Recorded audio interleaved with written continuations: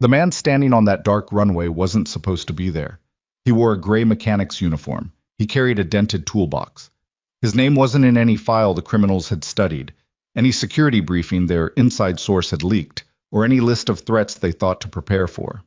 He was nobody, a ghost in a jumpsuit. But when he stepped out of the darkness and the first armed man laughed, thinking this was some lost maintenance worker who'd taken a wrong turn, that laughter lasted exactly 4 seconds. Then the screaming started, and it didn't stop until Cole Harrison decided it should. If a story like this is what you live for, hit that subscribe button right now and join our channel family, because we drop new cinematic stories every single week, and you do not want to miss what's coming next. Smash that like button if you're already hooked, and drop a comment telling me the city and country you're watching from. I want to see how far this story travels. Now let's go back to the beginning. Let's talk about the man nobody saw. The airport at night had a particular kind of quiet that Cole Harrison had come to appreciate over the years. The low mechanical hum of ventilation systems, the occasional crackle of radio traffic from the control tower, the distant whine of a commercial jet climbing into the dark. It was the kind of quiet that didn't ask anything of you. It just existed, and if you were willing, you could exist inside it too without anybody needing to know who you used to be. Cole preferred it that way. I was on his third inspection of the evening when Marcus, the overnight shift supervisor, called over from the equipment bay. "Cole, we got the Reynolds bird coming in at 9:40. They want full pre-flight by 10:30. Cole looked up from the hydraulic log he'd been filling out, pen cap between his teeth. "Which aircraft?" "The Gulfstream G650. Tail number November 77 Romeo." He nodded once, pulled the cap off his pen, and wrote the tail number at the top of a new form. Standard procedure. That was what Cole liked about this job. There was a process for everything, and the process made sense, and if you followed it correctly, the aircraft stayed in the air, and the people inside it stayed alive. It was the kind of work where the rules had been written in the aftermath of disasters, which meant every step of the checklist had been paid for by someone's last mistake. Cole respected that. He wheeled the maintenance cart toward Hangar 4, nodding at Darius on the way. A 22-year-old line tech who was still in the phase of his career where he thought moving fast was the same thing as being good.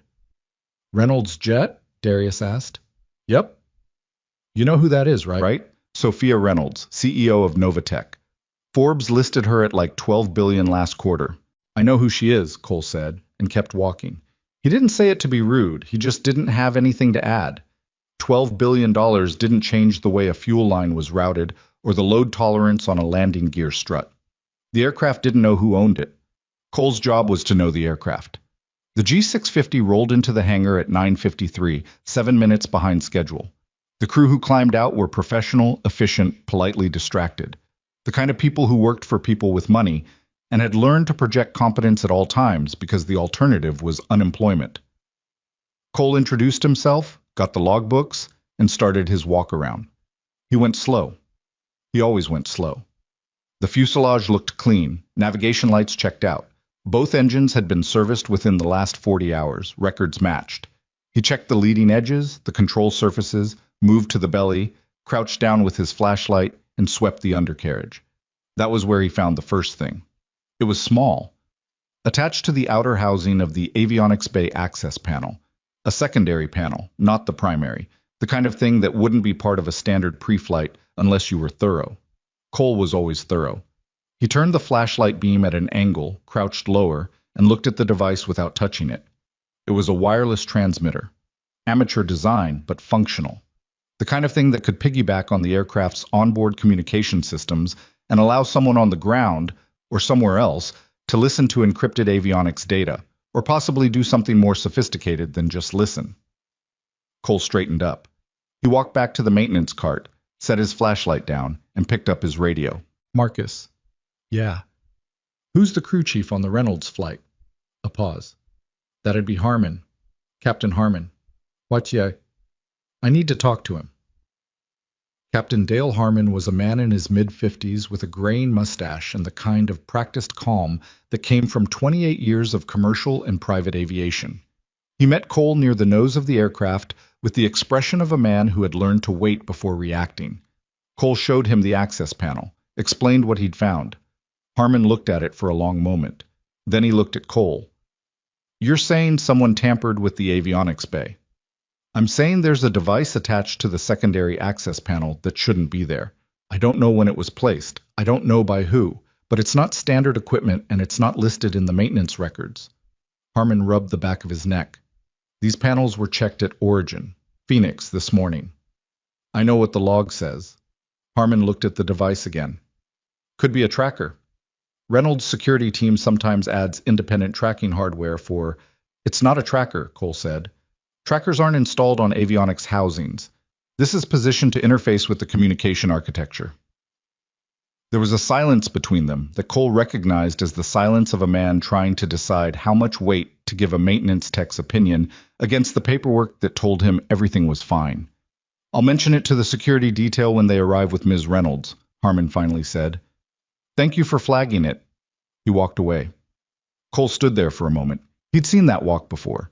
It was the walk of a man who'd made a decision to let someone else's problem stay someone else's problem. Cole couldn't entirely blame him. Harmon had a flight plan, a client with a tight schedule, and a career that depended on not creating friction. Cole went back to his inspection. He finished the walk-around, completed the hydraulics check, ran the standard avionics diagnostic through the maintenance terminal. Everything else was clean. He logged the device in his personal notes, submitted the inspection report with a notation under Observations, Non-Maintenance Items, and initialed the form. He'd done what he could do. At 10:47, 3 black SUVs pulled into the hangar. The security detail came first, 6 men in dark suits moving with the slightly too controlled efficiency of people who'd been trained to look relaxed but weren't. 2 of them peeled off to sweep the hangar perimeter. The others formed a loose triangle around the third vehicle. The door opened and Sophia Reynolds stepped out. Cole was 40 feet away, torquing down a panel fastener, and he glanced over once the way anyone would glance when someone walked into a room. What he noticed first wasn't what he expected to notice. It wasn't the expensive suit or the way the security detail oriented toward her like compass needles finding north. It was the way she moved, quickly, like a woman who was perpetually running 5 minutes behind her own decisions, with her phone already in her hand and her eyes already reading something on the screen before her feet were fully under her. She wasn't performing power. She was just busy. Captain Harmon, her voice carried across the hangar without her raising it. Are we on schedule? We're looking at an 11:15 wheels up, Ms. Reynolds. We had a slight delay with the pre-flight, but we're on track. She looked up from her phone. Slight delay. Routine inspection matter. All cleared. Cole straightened up and turned back to his work. The security details lead, a thick-necked man named Garrett, according to the manifest, did a quick pass through the hangar and stopped near the nose of the aircraft to speak with Harmon. Cole could see them talking. He could see Harmon gesturing toward the avionics bay. He could see Garrett look at the access panel, look at Cole, and then say something to Harmon that made Harmon nod. Garrett walked over. You're Harrison? Yeah. Captain Harmon says you flagged a device on the avionics housing. That's right. Garrett studied him for a moment with the expression of a man who evaluated threats for a living and had filed Cole somewhere in the lower risk columns. Our tech team inspected this aircraft in Phoenix this morning. Nothing was found. Then it was placed after Phoenix. That's a significant claim. I know what I found, Cole said. Garrett looked at him for another moment, not aggressively, just assessing. We're going to have our own tech review it before departure. If there's something there, we'll pull the flight. That's the right call, Cole said. Garrett nodded and walked back toward the aircraft. Cole watched him pull out a phone and make a call. Good. That was the appropriate response. If their tech team knew what they were looking at, they'd confirm what Cole had found, and the flight would be delayed, and whatever was planned for 38,000 feet would have to be replanned. Cole wheeled his cart back toward the equipment room, cleaned his tools, and sat down at the small break table near the window that overlooked the tarmac. He poured coffee from a thermos that had belonged to his wife. The paint was almost completely worn off it now, and the rubber seal on the cap leaked slightly if you didn't tighten it just right, but he'd never replaced it. Some things you kept not because they were useful, but because getting rid of them felt like a second loss. He thought about Emma. She was 7 years old and had her mother's eyes and his stubbornness, which he considered a dangerous combination. She was asleep right now in the back office.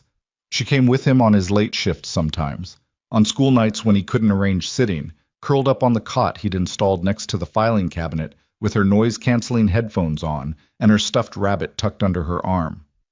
She slept hard and deep, the way children do when they still trust the world to hold itself together while they're unconscious. Cole envied her that.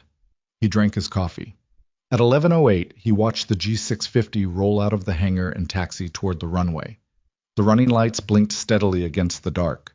The engines climbed to their pre-flight pitch. He watched Garrett's security vehicles position at the edge of the ramp, and he watched Garrett himself standing with his phone to his ear, and he tried to read whether the conversation looked like someone who'd found a device and canceled a flight, or someone who'd looked at a device and decided it wasn't worth the disruption. The aircraft didn't stop. It reached the runway threshold, paused for clearance, and then the engines opened up with that low ground-shaking thunder, and the G650 accelerated down the runway and lifted into the dark sky above the airport like it had every right to be there. Cole set his coffee cup down. He didn't think. He didn't panic. He just sat there for a moment, watching the blinking red and white lights climb and bank west, and he felt something move through him that he hadn't felt in years. Not fear. Something colder than fear. The deep body recognition of a man who had spent years trusting his instincts in environments where ignoring them had cost lives. Something was wrong. He'd known it the moment he found the device. He'd hoped Garrett's team would catch it. He'd done everything he was supposed to do. The aircraft was in the air. Cole stood up, went to the window, and watched the lights get smaller. He pulled out his phone and checked the flight tracking app.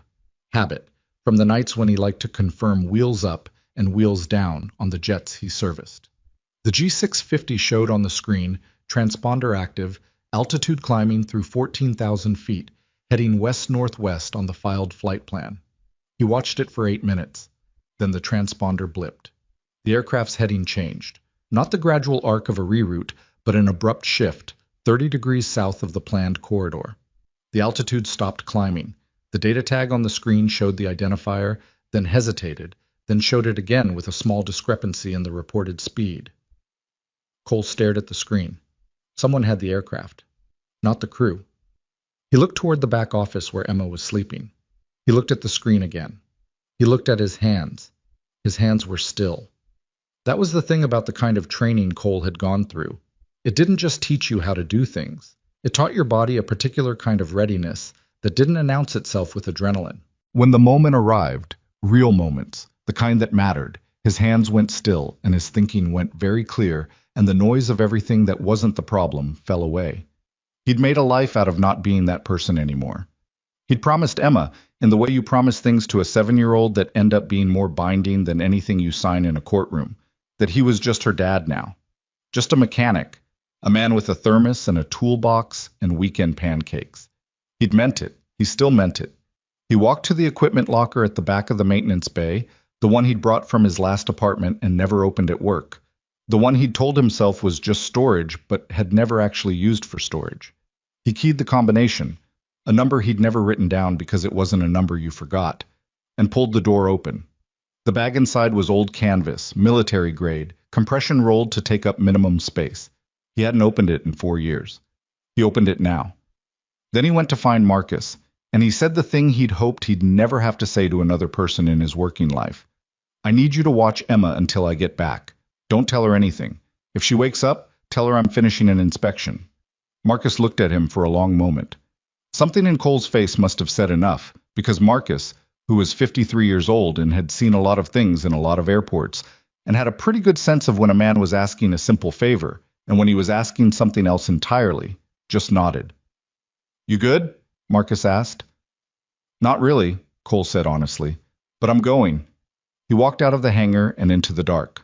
The G650 was cruising at 38,000 feet when Sophia Reynolds finally closed her laptop. She hadn't meant to work this late into the flight. She'd told herself, back when the wheels lifted off the runway and the lights of the city dropped away below her, that she was going to sit quietly for at least 30 minutes. No email, no calls, just the dark sky outside the oval window and the low vibration of the engines, and maybe, if she could manage it, something close to stillness. That had lasted 11 minutes. Her chief of staff, Daniel Cho, had sent her 17 messages since takeoff. Her legal team had flagged a new filing in the Novatech shareholder dispute. And her VP of product development, a man named Warren Price, who she'd been increasingly uneasy about for the past 6 weeks, had forwarded her a draft press release about the Helios system, their most classified project, that contained three details which were not supposed to exist in any external document, ever. She'd read that last message 3 times, sitting in her leather seat with the overhead reading light on and the rest of the cabin dark. And each time she read it, the knot behind her sternum pulled a little tighter. Helios was not public knowledge. It wasn't even fully public knowledge inside Novatech. The project had its own server architecture, its own clearance tiers, its own documentation protocols. Sophia had built those walls herself, specifically because she knew what the technology was worth. Not just in market terms, but in the wrong hands, in the hands of people who thought power was something you accumulated rather than something you were responsible for. Warren Price should not have had that information, which meant either someone had given it to him or he'd taken it. She closed the laptop and pressed the heels of her hands against her eyes for a moment. 30 years old, and already she was exhausted in the way she imagined people got exhausted in their 50s. Not physically tired, but worn down in some deeper, more structural way, like metal that had been stressed too many times in the same place and was starting to show the hairline fractures. She'd built Novatech from a 2-person startup operating out of a rented office space in Austin into a $12 billion company in 8 years. She'd done it by being smarter and faster and harder working than everyone who told her she was too young or too inexperienced or not serious enough, and she'd done it without flinching at the cost. The cost had been considerable. She hadn't had a real conversation with her mother in 14 months. She couldn't remember the last time she'd eaten a meal that wasn't delivered or consumed at a conference table. She had a therapist she called once a month and frequently canceled on. She had 700,000 followers on social media, and no one she could call at 2 in the morning if something was wrong. She was by every external measure enormously successful. She was also, if she was being honest with herself in the particular honesty that only came at altitude in the middle of the night, deeply lonely in a way she didn't know how to fix. She reached for the water bottle on the seat table beside her. That was when the cockpit door opened. It wasn't Captain Harmon. The man who stepped out wore the uniform, the same navy blue with the 4 gold stripes on the sleeve. But he was wrong in the way that you know something is wrong before you can name the specific detail. He was too young for his supposed rank. His posture was off. And his eyes, when they found Sophia in the dim cabin, had none of the professional neutrality of a pilot coming back to address a passenger concern. His eyes were calculating. Sophia's hand stopped on the water bottle. 3 more men came through the cockpit door behind him, then 2 more from the rear galley, stepping out from behind the partition in the back of the aircraft. Men who had not been on the manifest, men who had somehow made themselves invisible during boarding, men who were now holding weapons that they didn't need to brandish aggressively because in a sealed aluminum tube at 38,000 feet, the simple fact of their existence was aggressive enough. 6 total. Sophia counted without moving. Ms. Reynolds. The man in the pilot's uniform spoke with a faint accent she couldn't immediately place. Eastern European, maybe, slightly softened. His tone was businesslike, which was somehow worse than if he'd been threatening. Please put the laptop away and keep your hands on the table where I can see them. Where's Captain Harmon? Captain Harmon and his crew are secure. They won't be harmed as long as you cooperate. That's not an answer. He looked at her for a moment. Something shifted slightly in his expression. Not quite respect, but something adjacent to it. They're restrained in the galley. The aircraft is under our control. We are diverting to a private airfield, and when we land, you will give us what we came for. Sophia's assistant, a 26-year-old woman named Claire, who was seated 2 rows back, made a small sound that wasn't quite a word. One of the armed men moved to stand beside her chair without being asked, which told Sophia that these people had done this kind of thing before. They knew where the leverage points were. What do you want? Sophia asked. The Helios access architecture, the authentication keys for the distributed server network, and the deployment framework documentation. She felt the knot behind her sternum go completely cold. I don't carry that on my person. You carry everything on your person, Ms. Reynolds. That's part of what makes you exceptional at what you do. You have remote access to every critical system in your company, a biometric authentication token on a device in your bag, which links to a secure server that contains the complete Helios technical package. He paused. We know because someone who spent considerable time inside your organization explained it to us in detail. Someone inside my organization, she repeated. Someone who was very close to the core of it, for quite some time. She thought about Warren Price's message, the press release with the information that shouldn't have existed. She thought about the past 6 weeks of unease, the small things she'd noticed and filed away, and told herself she was being paranoid about. A meeting rescheduled at the last minute, a document accessed outside of normal hours, a conversation she'd walked into the edge of and watched stop too quickly. She'd told herself she was paranoid. She hadn't been paranoid enough. "What's your name?" she asked. He almost smiled. "Xander." "Xander. Okay. And are you the one who put the device on the avionics panel?" That surprised him, just slightly. A fractional pause before he answered. "You should be focused on, I'm asking because someone found it," Sophia said. "A maintenance technician, before we departed. He flagged it to the crew." Xander was quiet for a moment. Then he said, "It doesn't matter." He said it did. "The aircraft is in the air. His opinion is no longer relevant." Sophia looked at him. She held his gaze for long enough that one of the other men shifted his weight behind Xander's left shoulder. A small tell, the body language of someone who was slightly less comfortable with the stillness than his leader was. Then she looked away, out the window, at the black sky and the faint suggestion of terrain far below. She thought about the maintenance technician. She hadn't noticed him particularly during the pre-flight. She'd been moving quickly, already running through the agenda for her meetings in Los Angeles, half her attention on her phone. She had a vague impression of a man in a gray uniform near the nose of the aircraft. She hadn't looked at his face. She wished now that she'd looked at his face. Xander gave instructions, calmly, in the measured tone of a man running through a checklist. Claire was moved to the rear of the cabin and secured to a fixed seat. The two weapons that Sophia could see most clearly were mid-sized, suppressed, the configuration of people who intended to be contained and precise rather than loud and chaotic. They'd planned for the acoustics of an aircraft cabin. They'd planned for a lot of things. Sophia sat very still and started thinking. She was not by nature someone who panicked. She'd been in high-pressure situations before. Investor meetings where millions of dollars hung on whether she could hold a room for 40 minutes, board votes where the outcome wasn't certain until the last second, legal battles where the opposition had more resources and more lawyers and more time than she did. She'd learned to take the panic when it arrived and push it down to a place where she could access it later, if she needed the energy, but where it wouldn't interfere with the thinking she needed to do right now. Right now she needed to think. Helios was not just valuable. It was the kind of technology that could rewrite the global infrastructure of secure communication, everything from financial systems to medical records to governmental data architecture. In the hands of a legitimately operating company with ethical oversight, it could improve billions of lives. In the hands of someone who wanted to sell access to the highest bidder or use it for surveillance at a scale that had never been technically possible before, it was catastrophic. She would not give it to them. That decision was the easiest thing she'd thought in the last 10 minutes. The harder question was what she could actually do about it at 38,000 feet, unarmed, with 6 armed men in an aircraft she couldn't fly. She thought about the authentication token Xander had mentioned. He was right that it existed. He was wrong about one detail. The token alone didn't grant access. It required a second factor that wasn't stored on any device and wasn't documented in any file that Warren Price or anyone who'd worked with Warren Price should have been able to access. That bought her time. Not much, but some. She needed someone to know what was happening.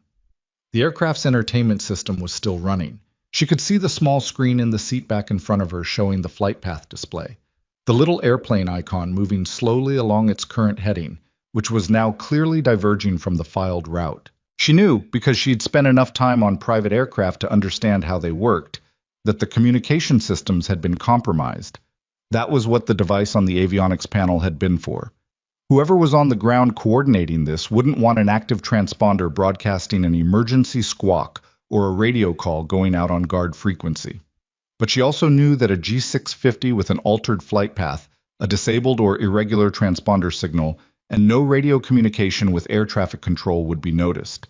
The question was whether notice translated into something useful fast enough to matter. Back at the private terminal, Cole Harrison was already moving. He'd been in the car for 11 minutes before he called anyone. driving southwest on the peripheral road that ran along the airport's outer fence, following the only logic available to him, which was that if an aircraft was diverted without authorization, there were only so many airfields within practical range that had the runway length for a G650, the isolation necessary for a criminal operation, and the absence of commercial traffic that would complicate things. He'd been doing aircraft maintenance in this region for 4 years. He knew the geography. He pulled over at the edge of a service road, took out his phone, and pulled up the tracking app again. The G650's last reported position before the transponder went irregular was 30 miles southwest of the city, heading toward a cluster of private and agricultural airstrips that served the rural flatlands between here and the state border. 3 of those airstrips could handle the aircraft's landing requirements. One of them had been flagged in regional aviation news 8 months ago for a change in ownership that nobody in the local pilot community could trace to a credible operator. Cole stared at the map. Then he called the number he'd spent 4 years not calling. It rang twice. Then a voice, gravel-edged, unhurried, answered without preamble. "Harrison." "Reeves," Cole said. "I need something." There was a pause on the other end. Not the pause of someone deciding whether to answer, but the pause of someone recalibrating. Walt Reeves had been Cole's commanding officer for 6 years, and had known Cole long enough to understand that when Cole Harrison called a number he hadn't used since leaving the service, the situation was not hypothetical. "Talk," Reeves said. Cole talked. He gave Reeves the tail number, the last known position, the transponder irregularity, his assessment of the 3 possible airstrips. He kept it short. Reeves didn't interrupt. When Cole finished, there was a brief silence. "You're driving toward this right now, aren't you?" "Yes." "The authorities are going to have a response protocol for a hijacking. FAA, FBI, whoever. You should let that process—" "The response protocol takes time they might not have," Cole said. "And I found the device they used to compromise the avionics. I know what kind of operation this is. Whoever's running this has inside information and a specific technical objective. This isn't a grab for cash or a political statement. They're after something in the company." "That's a lot of conclusions from a device on an avionics panel."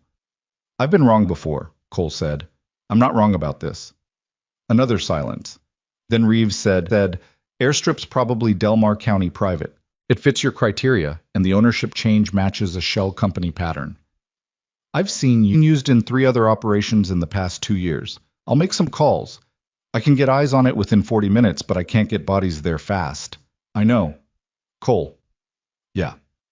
"You've got a 7-year-old."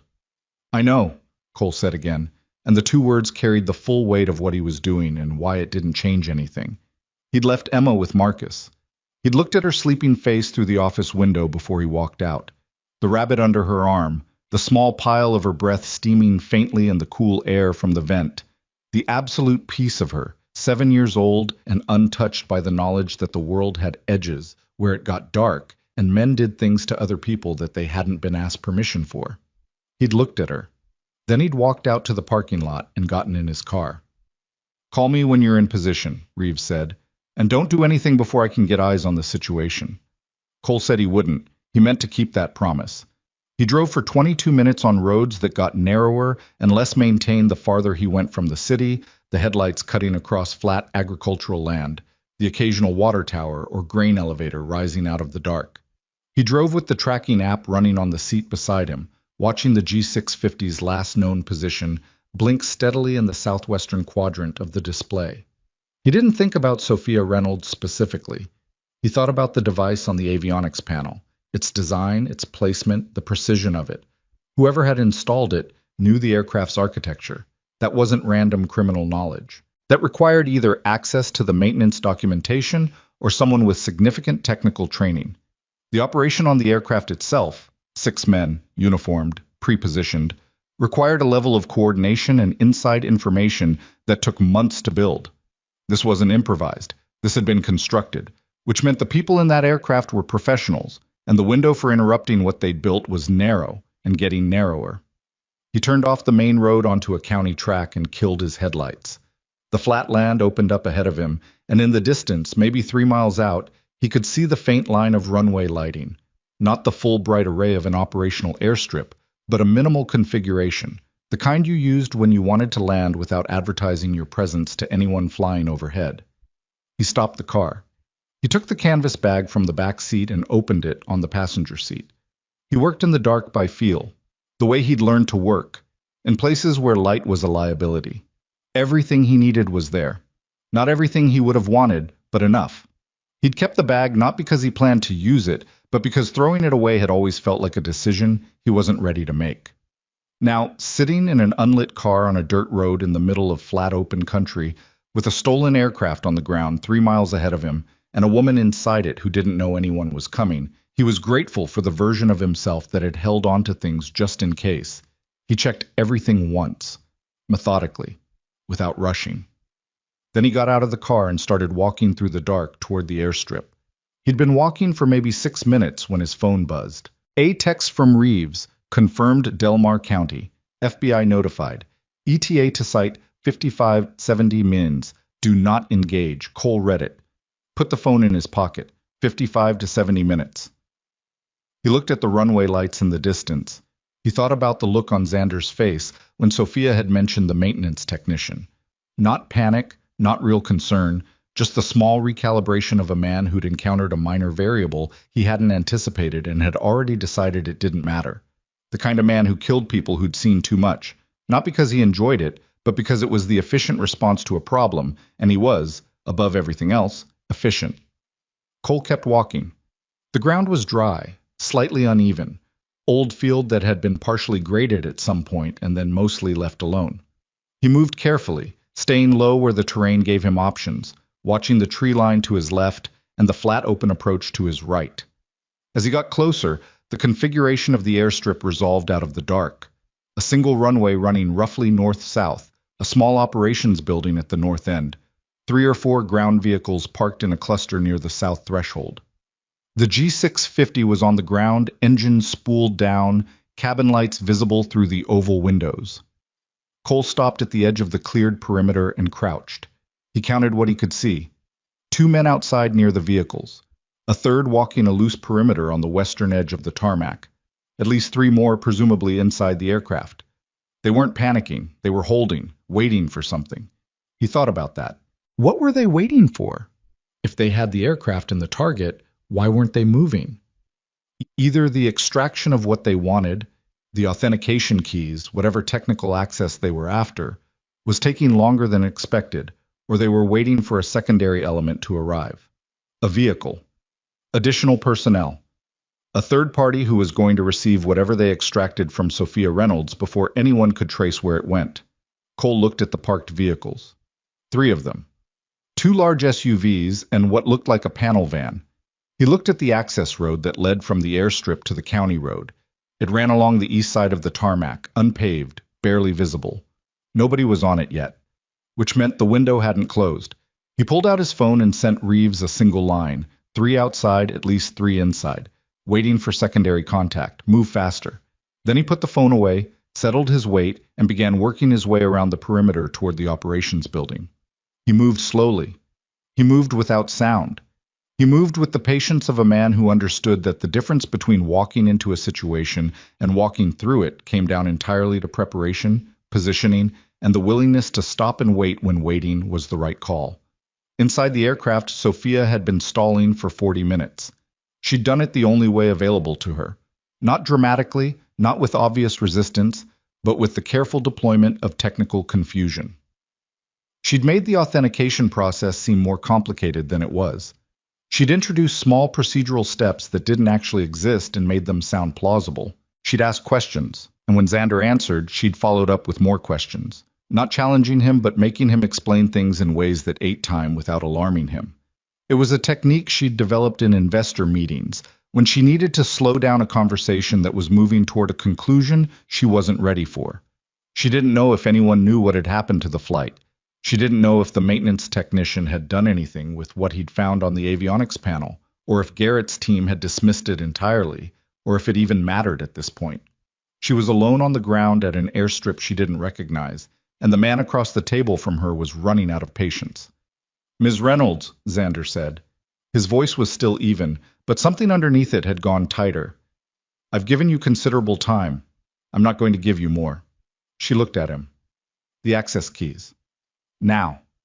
She thought about Emma, the daughter she didn't have, the life she hadn't built, the things she'd told herself she'd do when the company was stable, when the next quarter was finished, when she could finally afford to stop moving for 5 minutes. She thought about the maintenance technician in the gray uniform who'd seen something on an avionics panel and told the people who were supposed to listen and hadn't been listened to. She thought about the fact that Helios, in the wrong hands, could be used to surveil and compromise and control people who had no idea they were exposed, ordinary people who'd done nothing to deserve it. No, Sophia said.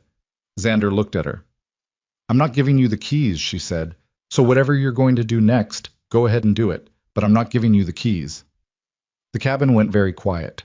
Outside, in the dark beyond the runway, something moved along the western perimeter of the airstrip. The man walking the loose patrol stopped, looked in that direction, and started walking toward it. He didn't come back. The man walking the western perimeter was named Cutler, or at least that was what the others called him, and it was the only name Cole needed. Cutler was experienced enough to move quietly and inexperienced enough to stop moving when he heard something he couldn't immediately explain. That pause, that 3-second window of stillness where the brain was asking questions the body hadn't caught up to yet, was the window Cole had been counting on. He came in low from the left, using the shadow thrown by a corrugated metal equipment shed that sat at the edge of the graded perimeter. The ground was dry and packed and cooperative. He closed the distance in less than 4 seconds, and when he got there, he was precise and efficient about it, the way you got precise and efficient when you'd trained for a decade and then spent 4 years not training and discovered, with a particular kind of grim clarity, that the body remembered things the mind had tried to set aside. Cutler went down without a sound. Cole caught him, lowered him to the ground, confirmed he was breathing, and moved. He stood still for a moment at the edge of the shed and counted the remaining 2 men near the vehicles. They were talking, low voices, the casual conversation of people who were waiting and not expecting anything to interrupt the waiting. One of them had a cigarette going. The ember was a small orange point in the dark, which was useful to Cole because it told him exactly where that man's eyes were committed, downward, toward his own hands, in the way that smokers' eyes always went when they were managing a cigarette. Cole needed the operations building. It sat at the north end of the runway, a squat rectangular structure with a flat roof and 2 windows on the south-facing wall, both dark. If there was a communications setup inside, and there would be, because whoever had coordinated this operation needed a ground relay for their extraction logistics. Then the building was where the secondary contact would arrive, and where, more importantly, Cole could find out what the operational timeline looked like. He moved along the fence line, staying on the far side of the vehicles from the 2 men, using the bulk of the panel van as cover. He got to the north end of the tarmac, crossed 10 feet of open ground between the runway edge and the building's east wall, and pressed himself flat against the exterior. He listened. Nothing inside. The door was locked with a standard padlock, the kind of decision that told you this location was used infrequently and secured by people who believed the remoteness of the site was their real security. He dealt with the lock in about 45 seconds, using a tension tool from the bag and the particular focused patience that made Marcus's "Are you good?" question feel, in retrospect, almost funny. Inside was small and smelled of dust and old machine oil. A folding table had been set up against the far wall with a laptop on it, cables running to a portable satellite relay unit. A single LED camp lantern provided cold light. There were 2 chairs, both empty. A printed map of the airstrip and surrounding road network was taped to the wall above the table, with a red circle drawn around a crossroads 4 miles east. Cole looked at the map for 3 seconds. Then he looked at the laptop screen. It was open to a communications interface, encrypted, but currently displaying an active channel. A countdown timer in the upper corner read 41 minutes. He pulled the nearest chair out, sat down, and started reading. It took him 90 seconds to understand the shape of the operation. The secondary contact, the person who was going to receive the extracted Helios data, wasn't arriving at the airstrip. They were at the crossroads marked on the map, waiting for a data transfer via the satellite relay. The timeline had been structured so that the extraction from Sophia Reynolds would be completed in the air or shortly after landing, the data transmitted via the portable relay, and the aircraft and its occupants left at the airstrip for authorities to find after a delay long enough for the receiving party to disappear. Cole read the last message in the active channel. It was time-stamped 11 minutes ago, from a contact identified only by a two-letter code, AV. Transfer is delayed. Subject is not cooperating. Increase pressure. You have 30 minutes from this message. Cole looked at the timestamp. 11 minutes ago. That meant 19 minutes before Xander escalated whatever he was doing to Sophia Reynolds. He stood up. He took the satellite relay unit, pulled the cables, and tucked it under his arm. Without it, the data transfer couldn't happen even if Xander got everything he wanted. He set it behind the door. Then he pulled out his phone, took a photo of the map and the laptop screen, and sent it to Reeves with the single message. AV is the secondary. Coordinates on the map. Red circle. Move on the crossroads. Then he went back out into the dark. He had a better picture of the layout now, 2 men at the vehicles to the south. Xander, and however many remained inside the aircraft. Cutler unconscious at the west perimeter. The runway lighting was minimal. 4 low-intensity edge markers on each side, just enough to define the landing surface. Not enough to flood the tarmac with visibility. The aircraft sat about 300 meters south of where Cole was standing. Engines cold, door sealed. He needed to reduce the exterior count before he could approach the aircraft. He moved south along the eastern edge of the runway, staying in the darkness outside the edge markers. The 2 men near the vehicles were still there. The cigarette was finished now, both of them standing with their arms crossed, the particular posture of people who were cold and bored and waiting for something to be over. They were positioned between the 2 SUVs, which put them close together and partially shielded from the direction of the aircraft but open to the east. Cole came at them from the east. He took the nearer one first, a quick, controlled application of force to a pressure point that the body's nervous system wasn't designed to argue with, and used the resulting noise of the man's weight hitting the SUV's side panel as cover to close the distance to the second before the second had fully processed what he'd heard. There was a brief, ugly scramble. Cole took a hit to his left forearm that he'd accept as the cost of not doing this perfectly, which he hadn't, because he was 37 years old and hadn't done this in 4 years. And the second man was quick and got his arm up faster than Cole had anticipated. Cole finished it anyway.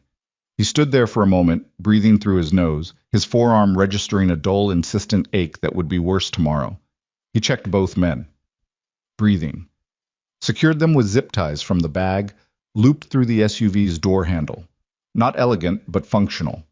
3 down. 3 inside the aircraft, minimum. Possibly 4. He walked to the aircraft door. It was the forward entry door, the standard Gulfstream arrangement. A fold-out air stair that would be controlled from inside. He wasn't going to knock. He needed to get the door open on his terms or wait for someone to come out. Waiting favored Xander's timeline. He needed to create a reason for someone to come out.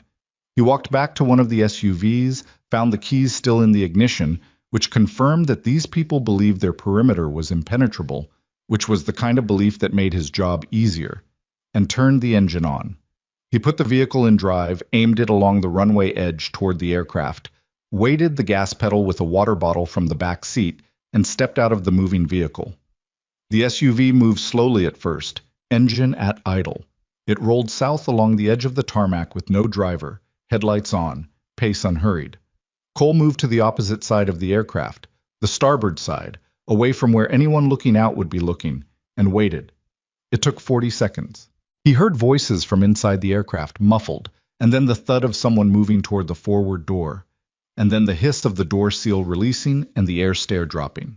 A man came out fast, descended 3 steps, looked toward the approaching SUV, moving now at maybe 8 miles an hour, drifting slightly toward the runway centerline, and took exactly 4 more steps toward it before Cole came around the nose of the aircraft and made the decision for him. He went down hard and quiet on the tarmac. 4 down. Cole went up the air stair. The cabin interior was dim, overhead lighting on low, the reading light above Sophia's seat still burning. He came through the door low and moved immediately to the right, pressing against the forward bulkhead, taking inventory. Sophia was in her seat, hands on the table, jaw set in a way that told him she'd been holding it together through sheer stubbornness for the past 40-plus minutes. A woman he didn't recognize, the assistant, he guessed, was seated further back, wrists secured to the armrest. A man in a dark jacket was standing in the middle of the cabin facing Sophia. Xander. A second man was visible at the rear, near the galley partition. Xander heard Cole come through the door and turned. He was fast. The kind of fast that confirmed he wasn't just coordination and planning, he'd been trained to move. His hand came up with the weapon before the turn was complete. Cole was already inside the distance where the weapon was useful. What happened in the next 11 seconds wasn't choreographed or graceful. It was loud in the small space of the aircraft cabin, all hard surfaces and no room to maneuver, both of them working against the geometry of the environment. Xander was strong and technically capable, and he fought like a man who expected to win, which meant he pushed harder than he should have when he felt Cole absorb the first exchange. And that overcommitment was the mistake Cole had been waiting for. Cole used it, and Xander hit the forward bulkhead, and the weapon discharged once into the ceiling panel. The shot was enormous in the confined space. Sophia flinched hard. Claire screamed from the rear of the cabin. The second man at the galley came forward. Cole put Xander down. Not out, but down, one arm locked, his face against the cabin floor, and came up to meet the second man with the forward momentum already built, and the particular economy of movement that only existed in someone who had spent years in spaces smaller and more dangerous than this one. The second man was bigger than Xander. He led with size, which was a reasonable choice against most opponents. Cole was not most opponents. It took longer than the others. Cole ended up against the seat row, a bruising impact across his shoulders, and had to work from a bad position for 4 or 5 seconds that felt longer than they were. The aircraft was filled with the noise of it, the grunt and impact of 2 large men in a confined space with inadequate room for anyone's preferred technique. Then it stopped. Cole stood up. His shoulders hurt. His forearm was worse. He was breathing harder than he wanted to be. Sophia Reynolds was staring at him from across the cabin with an expression he recognized. Not quite fear, not quite relief, something in between that the brain produced when it was catching up to the fact that the thing it had been dreading hadn't happened, but the thing it hadn't been prepared for had. "You're the maintenance technician," she said. "Cole Harrison." He moved past her toward the rear of the cabin, checking the galley. Empty. He came back forward and crouched by Xander, cuffed his hands with a zip tie, then did the same to the second man. "Are you hurt?" She took a second to answer, like she was doing an honest inventory. "No, Claire." "I'm okay," Claire said from the back, and her voice was shaking but functioning. "I'm okay." Cole went back and cut the restraints at her wrists with a utility knife from his pocket. She rubbed her wrists and kept her breathing controlled, and Cole noted that she was handling herself better than most civilians would in this situation, which wasn't a surprise given that she worked for someone who apparently kept people on their toes. He moved back to the forward section and checked Xander's pockets. Phone, now secured. A small encrypted drive he hadn't expected to find. He pocketed it. A folded printout of what appeared to be Sophia's security schedule for the following 3 weeks. He set the printout on the table in front of Sophia without a word. She looked at it. Her face did something complicated, a flash of anger that settled into something colder and more deliberate. She picked it up and studied it. "This is everything," she said. "Not just the flight. My calendar, my security protocols, the names of my personal detail." She turned it over. "Someone printed this from inside the company. This format is our internal system." The contact who coordinated this operation was identified in the communications channel as AV, Cole said. She looked up at him. Something passed through her expression. "Adrian Voss," she said, and the name came out like something she'd already known on some level but hadn't been ready to say out loud. "My co-founder. He left the company 14 months ago, supposedly to pursue other ventures." She set the printout down. "He never really left." Cole didn't respond to that immediately. He moved to the forward door, looked out at the tarmac. The runway lights were still on. One of the SUVs was sitting at an angle 40 meters south with its headlights on, engine still running, nobody in it. Everything was quiet. He came back inside and looked at Sophia. "There were 6 men. I've accounted for 5. 1 is still potentially on the aircraft or adjacent." "There was a man in the cockpit," she said. "He went back in about 20 minutes ago and hasn't come out." Cole nodded. He moved to the cockpit door, knocked on it twice with the back of his knuckles. Not aggressively, just announcing. "Captain Harmon and crew, this is Cole Harrison, maintenance technician from the private terminal. The threat in the cabin has been neutralized. I need you to open this door." A pause. Then a muffled voice from inside. "What's the tail number of the aircraft?" Cole almost smiled. Good instinct from whoever was asking. "November 77 Romeo." Another pause. The door opened. Captain Harmon was a gray-faced man who looked like he'd aged 7 years in the past 2 hours. Behind him, his co-pilot and the flight attendant were in various states of disheveled composure, wrists recently freed from the zip ties that had restrained them. In the corner of the cockpit, seated on the floor with his hands secured to the co-pilot's seat rail, was the sixth man, the one who'd worn the fraudulent pilot's uniform, now looking considerably less authoritative than he had when the cockpit door opened several hours ago at altitude. Harmon looked at Cole, then at the cabin behind Cole, where Xander and the second man were on the floor. "How many were there?" Harmon asked. "6, all accounted for." Harmon exhaled slowly. It was the exhale of a man who had spent a considerable amount of time believing he was not going to see tomorrow, and was now recalibrating. "I need to get the radio back online and contact air traffic control," Harmon said. "Do that. Tell them you need law enforcement at Delmar County Private Airstrip. Federal, if possible. There's a secondary element 4 miles east at a crossroads that authorities need to intercept. They should already be moving on it, but confirm." Cole handed Harmon the encrypted drive he'd pulled from Xander's pocket. "Give this to the FBI when they arrive. Don't let anyone else touch it." Harmon took it, looked at it, nodded. Cole walked back into the cabin.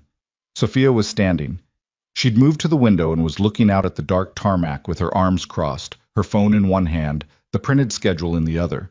She'd taken the reading light off and was standing in the low ambient light of the cabin overheads. She heard Cole come back and turned. "You said your name was Cole Harrison," she said. "Yes." "You're the one who found the device on the avionics panel." "Yes." "And when nobody listened, you—" She stopped. "How did you even know where we were?" He told her briefly. "The tracking app, the flight path deviation, the cross-reference of accessible airstrips." Reeves. The drive out on unlit county roads. She listened without interrupting. When he finished, she was quiet for a moment. "You drove out here alone," she said, "to a location you weren't certain about, without backup. Backup was 55 to 70 minutes out. That's not an answer to what I said." He considered that. "No," he said. "I drove out here alone." She studied him the way she probably studied everything, with the focused attention of someone who'd learned that the information other people glossed over was often the information that mattered most. "Why?" she asked. The question was simple and direct and genuinely curious, not challenging, not rhetorical. Why? Cole had been asked harder questions in his life, but he'd rarely been asked ones he found more difficult to answer concisely. "I found the device," he said. "I told the people who were supposed to handle it. They didn't handle it. The aircraft was in the air with a woman inside it who was going to get hurt." He paused. "I don't have a more complicated answer than that. Most people would have watched the plane take off and decided they'd done their part."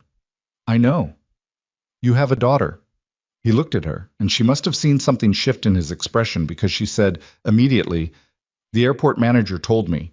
When we were on the ground before boarding, I asked who was doing the pre-flight, and he mentioned you. He said you had a daughter who sometimes came with you on late shifts." "Emma," Cole said. "She's 7. Sophia looked at him for another moment. "And you still came out here?" "Yeah." She didn't say anything to that. She turned back to the window. Outside, the runway edge lights continued their patient illumination of the empty tarmac, and somewhere in the distance, the sound of the SUV's engine idled on, and the dark countryside around the airstrip was absolutely still, in the way that the countryside got still at 2 in the morning when nothing human was happening in it. Cole sat down in the nearest seat and let himself be still for a moment. His forearm was sending clear, consistent signals that it would prefer to be addressed at some point tonight. His shoulders were making a similar argument. He'd taken the impact on the bulkhead harder than he'd processed in the moment, and the moment was catching up now, the way the body always presented its bill after the fact. He became aware of Sophia watching him. "Are you hurt?" she asked. "Nothing that won't sort itself out." She made a sound that was slightly skeptical and opened the overhead storage compartment above her seat. She came back with a first aid kit in a soft case, aircraft standard, the kind that serious private aviation operators stocked properly, and set it on the table. She sat down across from him without asking. "Left arm?" she asked. "It's fine." "You're holding it differently than the right." He looked at her. She was already opening the kit with the efficient no-ceremony movements of someone who knew how first aid kits worked and wasn't going to turn this into a debate.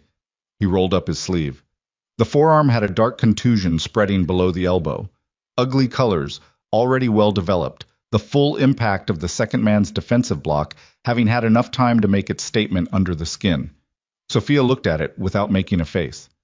"That's going to be very unhappy tomorrow," she said. "It already is." She put an instant cold pack together, the kind you cracked in the middle to activate the chemical reaction, and handed it to him. He held it against the bruise. The cold was immediate and clarifying. "Thank you," he said. She nodded. She didn't close the kit immediately. She sat there with it open on the table in front of her, not quite looking at it, and Cole could see the particular stillness of someone who had spent the past 2 hours in a sustained state of controlled fear and was now in the early stages of the crash that always followed when the thing you'd been afraid of finally stopped. Her hands, he noticed, were not entirely steady. "We're going to be fine," he said. Not cheerfully, just as a fact. She looked at him sharply, like the directness of it surprised her. Then something in her face eased. Not completely, but enough to be visible. "I know," she said. "I just need a minute." "Take it," Cole said. "Nobody's going anywhere." She almost laughed. It came out as a short, slightly undone sound that was more honest than anything calculated. And it occurred to Cole that this was probably what Sophia Reynolds looked like when she wasn't performing capability for a room full of people who needed her to be the steadiest person present. Just a 30-year-old woman at 2 a.m. who'd been through something terrible and was still holding on to the edge of her composure with both hands. From the cockpit, Harmon's voice filtered through, calm and authoritative, making radio contact with air traffic control. The radio crackled with the response, and the sound of it, normal, procedural, the ordinary machinery of the aviation world re-establishing itself. Something to the atmosphere in the cabin that was difficult to name but unmistakable. Cole looked out the window. In the far distance, to the east, there were lights moving on the road. More than one vehicle, moving fast. He watched them and counted the time in his head, and by the time the first set of headlights turned on to the access road to the airstrip, he'd estimated 4 vehicles, which was consistent with a federal response that had been mobilizing since Reeves made his calls and had pushed the ETA down from 55 minutes to something closer to 40. "Company's coming," he said. Sophia turned and looked out the window. She watched the lights for a moment. Then she looked down at the first aid kit still open on the table, and she closed it with both hands, the clasp clicking shut with a small, definitive sound. She didn't say anything. She didn't need to. Outside, the first vehicle reached the airstrip perimeter and its emergency lights came on, red and blue strobing into the dark sky above the flatland, washing the runway and the aircraft and the quiet countryside in color. Then the second vehicle's lights, then the third and fourth. The radio in the cockpit got louder as frequencies changed and the proper authorities began the proper choreography of arrival. Cole stood up. He rolled his sleeve back down carefully over the cold pack, which he held in place with the pressure of his arm against his side. He picked up the canvas bag from where he'd left it near the door and checked the contents out of habit. He thought about Emma, asleep on the cot in the airport back office, the rabbit under her arm, Marcus presumably reading a magazine nearby and doing his best impersonation of someone who wasn't worried. He was going to need to explain this. He wasn't sure yet what he was going to say. The first federal agents came up the air stair 2 at a time, badges out, voices sharp and controlled, and Cole set the canvas bag down and raised both hands slightly and said his name and his employer and the address of the private terminal before they got the first question out, because he'd been in enough situations to know that the moment when people with authority arrived at a scene was the moment where clarity and patience were worth more than anything else. They separated him from Sophia almost immediately. Standard procedure, witnesses isolated before they could coordinate narratives. He sat in the back of one of the federal vehicles with a young agent named Tran, who asked good questions and wrote everything down in a small notebook with a mechanical pencil, which Cole thought was a detail worth appreciating. Through the vehicle's window, across the tarmac, he could see Sophia standing near the aircraft stairs with 2 agents. She was talking, not crying, not gesturing dramatically. Just talking, clearly and consistently, the way she did everything. She still had the printed security schedule in her hand. She hadn't let go of it since she'd picked it up. Cole watched her for a moment. Then he turned back to Agent Tran and answered the next question. They kept Cole at the airstrip until 4:17 in the morning. Agent Tran was thorough without being adversarial about it, which Cole appreciated. He went through the sequence of events 3 times. The device on the avionics panel, the conversation with Harmon, the tracking app, the drive out on county roads, the approach to the perimeter, each step accounted for and logged in the small notebook with the mechanical pencil. Cole answered everything accurately and completely. He didn't embellish and he didn't minimize. When Tran asked about his background and Cole told him, Navy SEAL, 12 years, honorable discharge 4 years ago. Tran wrote it down without visible reaction, which was the right reaction. At some point during the second hour, a senior agent named Carver came in from outside and sat in the front seat and asked Cole to go through it again from the beginning. Carver was older, early 50s, with the particular kind of tired that wasn't about the hour, but about the accumulation of hours over years. He listened with his eyes forward and his hands in his lap, and asked clarifying questions that told Cole he'd already been briefed on the overall shape of the situation and was now filling in the gaps. The Crossroads intercept, Carver said at one point. You identified the secondary contact location from the communications channel in the operations building. Correct. And you relayed that to Walt Reeves? Yes. Carver was quiet for a moment. Reeves isn't exactly a civilian consultant. No, Cole agreed. You maintained a contact relationship with him after your discharge. We talk occasionally. He's not my handler. He's someone I trust. Carver looked at him then, turning from the front seat. The individual at the Crossroads was apprehended with a vehicle containing a portable server array and $200,000 in untraceable currency. The intercept team also found correspondence linking the operation to a person named Adrian Voss, former co-founder of Novatech, currently operating through a series of shell companies registered in 3 different countries. Cole didn't say anything.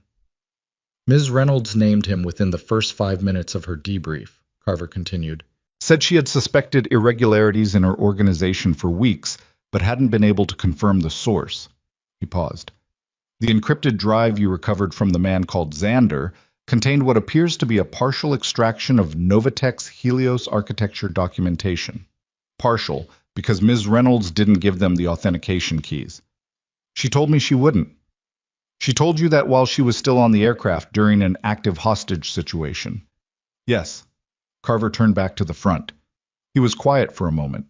Outside the vehicle, the airstrip was busy with activity. Forensics, federal agents processing the scene, an ambulance that had arrived and assessed the men Cole had disabled, finding bruises and wounded dignity, but nothing requiring emergency intervention. You could have caused a significant loss of life event tonight with the choices you made, Carver said. It wasn't an accusation exactly. It was the sentence of a man who needed it, said for the record. I know, Cole said. I made the best call I had with the information and time I had. If things had gone differently, they didn't. Another silence. Then Carver said, someone from the FBI's counterintelligence division is going to want to speak with you in the next few days. About Voss. About the operation's broader architecture. We think tonight was the endpoint of something that's been running for a significant amount of time. I'll talk to whoever needs talking to. Carver nodded once. You're free to go, Mr. Harrison. Don't leave the state without notifying Agent Tran. Cole got out of the vehicle. The night air was cold and flat and smelled of dry grass and aviation fuel. He stood beside the vehicle for a moment and looked at the airstrip. The lights, the activity, the G650, still sitting where it had landed, surrounded now by people doing the careful work of documenting what had happened in and around it. Captain Harmon was talking to a cluster of agents near the nose of the aircraft, still gray-faced but standing straight. Claire, the assistant, was seated in the back of a separate vehicle with a blanket around her shoulders and a cup of something hot in her hands. Cole looked for Sophia and found her standing 30 feet away, talking on her phone. She'd been talking on it, as far as he could tell, for the better part of an hour. Even at 4 in the morning, after everything, there was apparently a list of people who needed to hear her voice confirming she was alive before they'd believe it. She was pacing slowly, 4 steps one direction, 4 steps back, with the phone pressed to her ear and one hand moving when she talked, gesturing at things that only existed in the conversation. She saw him as he stepped away from the vehicle. She held up one finger, the universal gesture of a person who needed one more minute. and he nodded and moved to the edge of the tarmac to wait. She finished the call 2 minutes later. She walked over to him and stopped a few feet away, and there was a brief, slightly awkward pause that contained about 14 things neither of them had figured out how to say yet. "They're letting you go?" she asked. "For now. Someone will want to talk to me again later." "Same." She looked out at the airstrip. "They told me they have Adrian." Carver mentioned the Crossroads intercept. She absorbed that. 14 months, she said. "He's been running this for at least 14 months, probably longer. He resigned from Novatech, collected his shares, wished me well in a company-wide email, and then spent the next year and a half building a network specifically designed to take what he'd helped create." She paused. "I gave him a going-away dinner at my house." Cole didn't have a useful response to that. There wasn't one. So he just let the silence hold it. "The thing is," she continued, "I think I knew something was wrong. Not that specifically, but something. There were signs. I told myself I was reading into things because I was stressed." She glanced at him. "I'm usually good at reading situations." "Betrayal by someone close is different," Cole said. "The brain works against you. It keeps looking for the interpretation that makes the relationship make sense." She looked at him with the attentive directness he was starting to recognize as characteristic, the look of someone genuinely tracking what was being said rather than just waiting for their turn to talk. "That sounds like experience." "It is." She didn't press further, which was also something he was starting to recognize as characteristic. She knew when to stop pulling on a thread. "I want to ask you something," she said. "Okay. And I want you to tell me honestly if it's out of line." "Ask it." She met his eyes. "Why did you really come out here? And I'm not asking about the logistics. I heard what you told the agent, the timeline, the tracking app, the assessment of airstrips. I'm asking about the decision, because there was a moment where you could have waited and you chose not to. And I don't think it was because waiting felt wrong tactically." Cole was quiet for a moment. He looked at the lights on the runway and thought about how to say an honest thing simply. "I have a daughter," he said. "She's the reason I left the military. She's the reason I do things the way I do them now. Carefully, close to home, without unnecessary risk." He paused. "I walked out of that terminal tonight knowing I was choosing a risk she'd have a strong opinion about if she were old enough to have one. And I chose it anyway." "Why?" "Because I'm still the person who can't watch someone get hurt if there's something I can do about it. I've tried being someone else. It doesn't stick." He looked at her. That's all it was.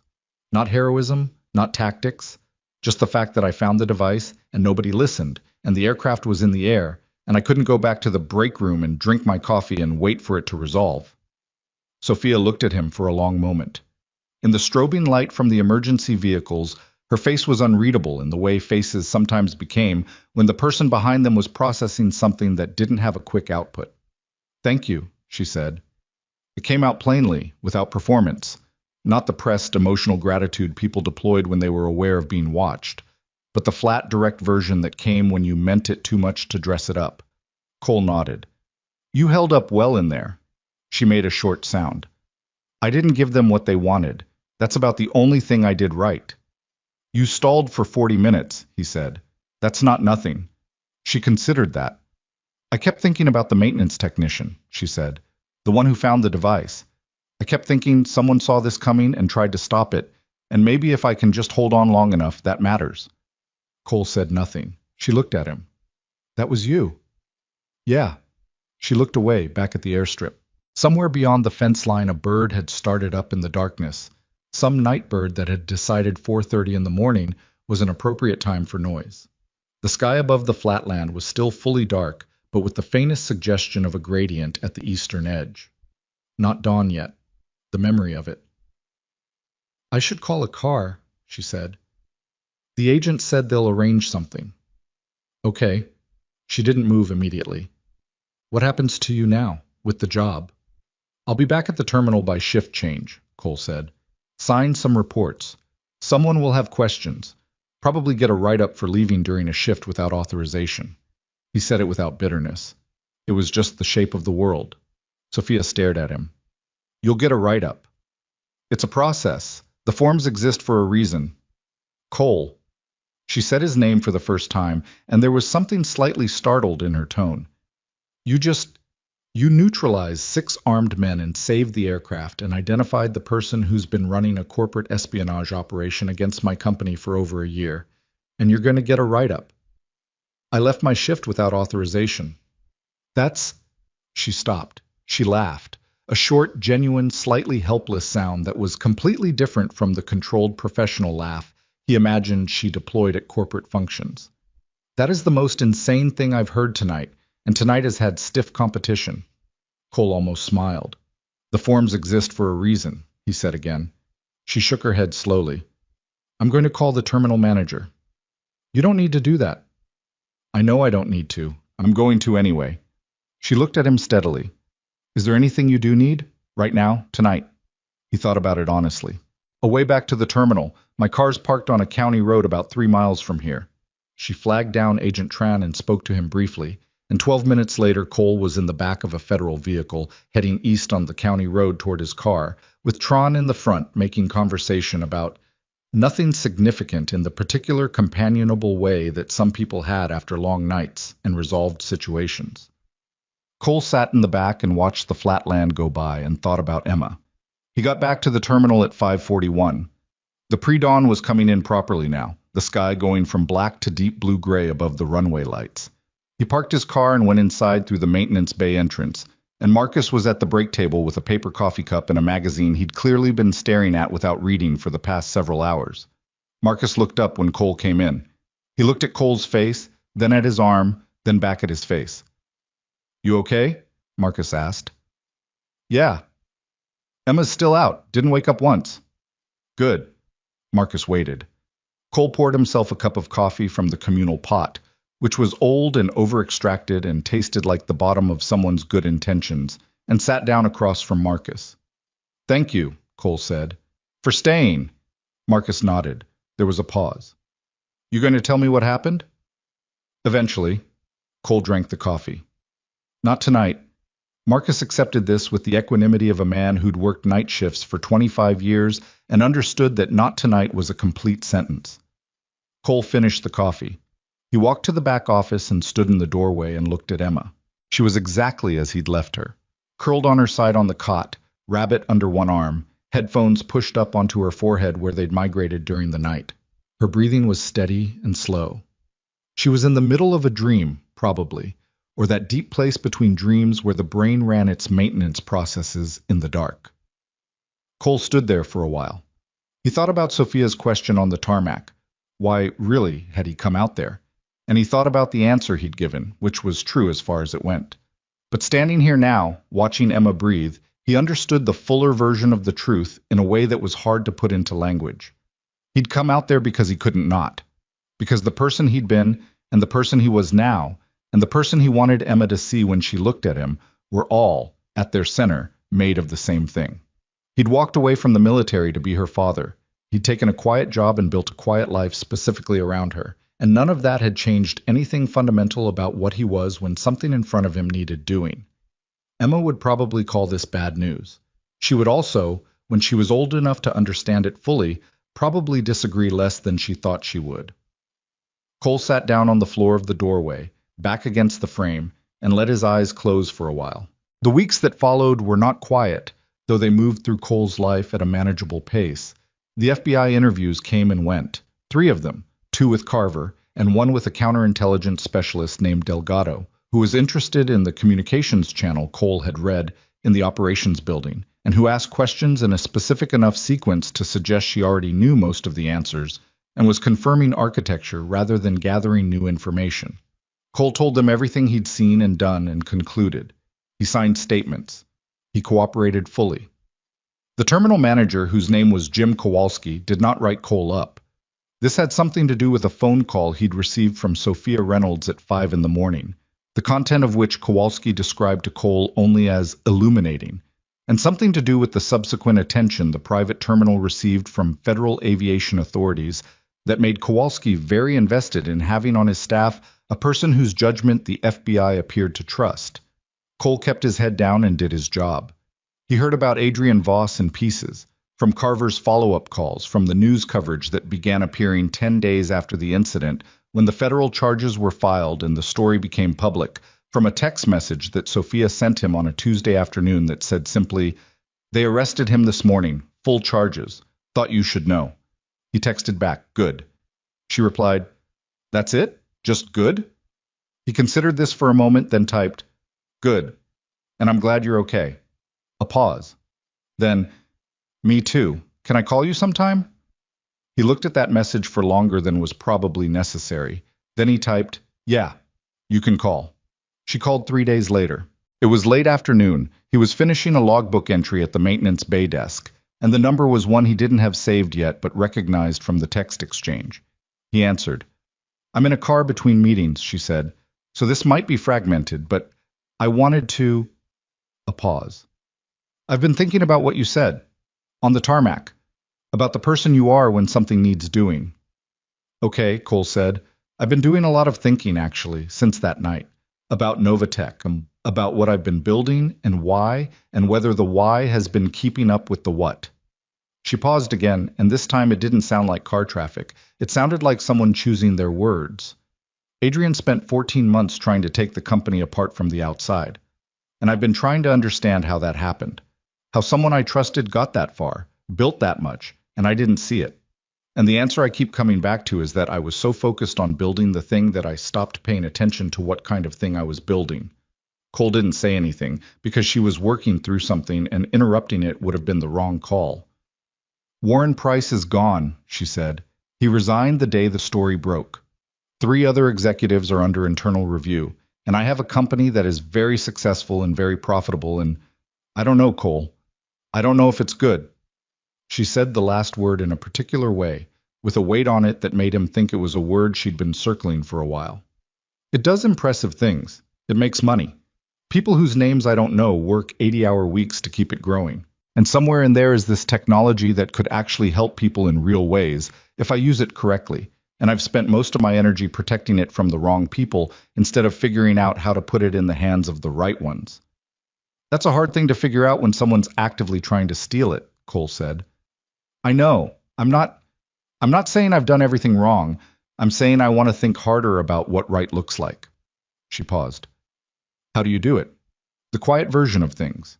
How did you decide what the life you actually wanted looked like?" Cole leaned back in his chair. Through the window of the maintenance bay he could see the tarmac, the late afternoon light going orange across it, a mid-sized jet taxiing out toward the active runway. "It wasn't really deciding," he said. "Emma was born, and then her mother died, and then I was a single father with a daughter who needed someone to be home in the morning. The quiet life was the necessary life. I didn't choose it as much as the circumstances made it obvious." He paused. "But I'll tell you what I found in it that I didn't expect. The work matters the same. When I check an aircraft, when I do the walk around the right way, go through the checklist at the right pace, that's the same thing I was doing before. The scale is different. But the thing underneath, the reason it matters that I do it right, that's the same." Sophia was quiet for a moment. "The thing underneath," she said. "People are going to get on that aircraft," Cole said. "That's the thing underneath. There are always people depending on whether you did your part correctly." He heard her exhale, a soft, slow sound, like something releasing. "I want to build something like that," she said. "Something where the thing underneath is actually real." Over the following months, what Sophia built was not a transformation narrative. It was messier than that. It was a company undergoing the particular friction of having its culture examined by its own leadership, which always produced resistance and defensiveness, and the kind of passive obstruction that came from people who'd prospered under the old arrangements. She fired people and promoted others, and brought in outside oversight on the Helios project and delayed its deployment timeline by 8 months specifically to build in the ethical architecture she'd decided it needed before it touched the world. She did all of this while running a $12 billion company, managing the fallout of the federal case, and dealing with the shareholders who thought the changes were an overcorrection and said so loudly through their lawyers. She also, in the middle of all of it, called Cole on a more or less regular basis. It started as updates, how the investigation was progressing, what the charges against Xander and the others looked like, how the internal review at Novatech was unfolding. Then it became something else, or included something else, which was harder to categorize. She asked about Emma once, and Cole described her, the stubbornness, the rabbit, The way she'd recently decided she was going to learn to build things after watching a construction crew working on a building near her school and had demanded that Cole teach her how tools worked. Sophia laughed. She sounds like someone who knows what she wants. At 7, she's very clear about it, Cole said. It gets more complicated later. Does it? Sophia said, and she said it lightly, but there was something underneath it, the honest question of a person who'd built an enormous amount and was in the process of asking whether she'd built toward the right things. Cole heard it. He didn't address it directly, because it wasn't the kind of thing you address directly in a phone call between a person who serviced aircraft for a living and a billionaire CEO who was restructuring her company in the aftermath of a criminal conspiracy. But he heard it. Emma found out about what had happened 4 weeks after the fact, which was about 3 weeks and 6 days longer than Cole had intended to keep it from her. She found out the way children of a certain age found out things their parents hadn't told them. Through an overheard adult conversation, in this case Marcus talking to another technician near the break room door while Emma was in the back office doing her homework and theoretically not listening. She appeared in the break room doorway with her homework notebook in her hand and looked at Cole with the expression she'd inherited from her mother. Not angry exactly, but the particular focused attention of someone who'd been given information they were entitled to and hadn't been given it. "Tell me," she said. So Cole told her. He sat across from her at the break room table and told her the appropriate version for a 7-year-old. The aircraft had a problem, the people on it needed help. He'd gone to help because nobody else could get there in time. Emma listened to this with her notebook on the table in front of her and her hands folded on top of it. "Were you scared?" she asked. "A little bit," Cole said.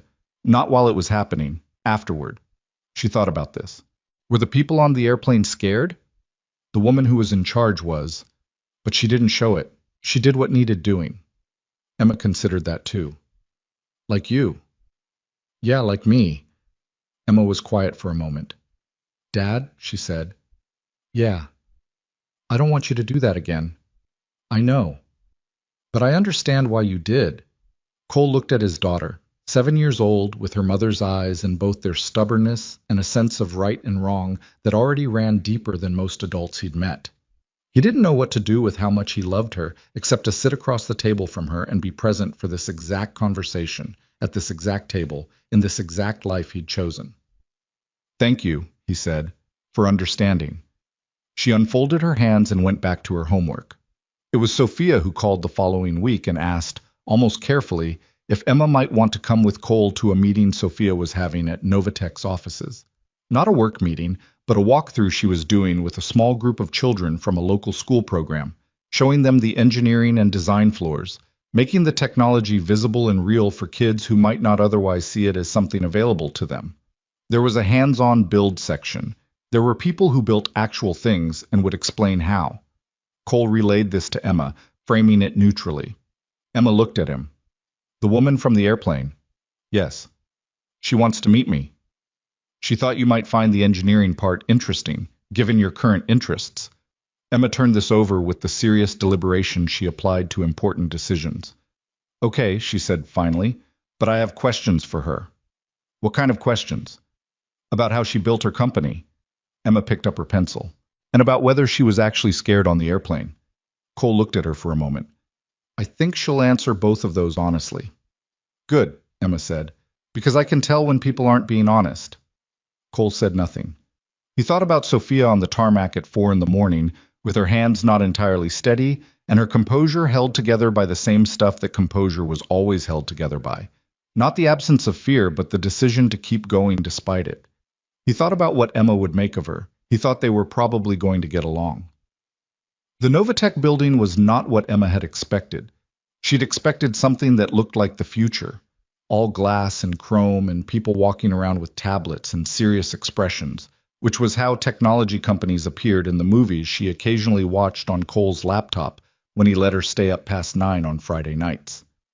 What she found instead was a building that looked mostly like a very large school, with open floors and whiteboards covered in diagrams and clusters of people sitting on the floor with laptops and cardboard prototypes and cups of coffee in various states of abandonment. There were plants everywhere. Someone had hung string lights along one of the interior mezzanine railings. A dog of indeterminate breed was sleeping under a standing desk near the elevator bank. Emma noted the dog immediately. "What's his name?" she asked the woman who was walking them through the entrance lobby. "That's Theorem," Sophia said. "He belongs to our head of structural engineering. Comes in every day. Very bad at his job, which is supposedly keeping people company while they work. He sleeps through the entire shift." Emma looked at the dog. Then she looked at Sophia. This was the first time she'd met her in person, and Cole could see Emma doing what Emma always did with new people. The quiet, thorough assessment that looked like nothing from the outside but was in fact a full audit of the person's eye contact, tone, and whether what they said matched how they said it. "Were you scared?" Emma asked. "On the airplane." Sophia didn't pause, didn't redirect, didn't soften it into something easier. "Yes," she said. "I was scared for most of it. I just decided not to let it be the thing in charge." Emma thought about this. "My dad says that's what you have to do." "Your dad's right about a lot of things," Sophia said, and she glanced at Cole when she said it. A quick, unguarded glance, the kind that happened before the considered version of a look arrived. And Cole found something to read on the wall panel near the elevator and studied it. The morning went the way Cole hadn't fully anticipated, which was that Emma stopped being an observer within approximately 20 minutes of arriving on the engineering floor and became an active participant in the hands-on build section with the seriousness of someone who'd been waiting for exactly this kind of invitation. A young engineer named Priya, who ran the education outreach program with the cheerful efficiency of someone who genuinely loved her work, set up the group of 12 kids at a long work table with basic materials: foam board, wooden dowels, wire, adhesive, and a challenge to build a bridge structure capable of holding a specific load. Emma built hers methodically, testing each joint before adding the next element, asking Priya questions that made Priya look up with the expression of someone recalibrating their estimate of who they were talking to. Cole stood back and watched. Sophia came to stand beside him at some point, not announcing it, just arriving, the way she did things sometimes. They stood side by side and watched Emma triangulate a support beam with the focused intensity of a person who'd forgotten anyone else was in the room. "She's going to be an engineer," Sophia said. "She's going to be whatever she decides to be," Cole said. "This week it's engineering. 2 weeks ago it was marine biology. She saw a documentary about octopuses." Sophia smiled. "That's a good documentary. You've seen it?" "I watched it 3 times. I find octopuses very reassuring." Cole looked at her. "Reassuring?" "They're completely alien, and they figured everything out anyway. 8 arms, no skeleton, lives at the bottom of the ocean. Completely unreasonable set of circumstances. Thriving." She shrugged. "I find that reassuring." Cole looked back at Emma, who had now enlisted 2 other kids in her bridge project and appeared to be directing them with polite but unambiguous authority. "Yeah," he said. "I can see that." They had lunch on the top floor, a cafeteria that looked out over the city, full of the midday noise of several hundred people who'd given themselves permission to stop working for 45 minutes. Emma ate her sandwich and asked Sophia how she'd started the company, and Sophia told her the actual version, which included the part where the first investor told her the idea was interesting, but the timing was wrong, and she'd cried in a parking garage for 20 minutes before deciding that was enough and going back inside to find another investor. Emma received this information gravely. "What did you do in the parking garage? For 20 minutes? "Sat in my car and felt sorry for myself," Sophia said, which I think is sometimes the correct response to things going badly, as long as you put a time limit on it. 20 minutes, Emma said. "That's about right, I think. Enough time to be upset. Not enough time to convince yourself the thing is impossible." Emma looked at her for a moment, then looked at Cole. "Dad gives himself 10 minutes. "Does he?" Sophia said. "He sits on the back porch with his coffee," Emma said, "when something's wrong. He says he's just getting air, but you can tell by the coffee cup. If he's only been out there a little while, the coffee's still hot." Cole looked at his daughter. "Are you describing my coping mechanisms to someone I've known for 6 months?" She asked how the company started, Emma said reasonably. "We got here." Sophia was trying very hard not to smile. She was unsuccessful.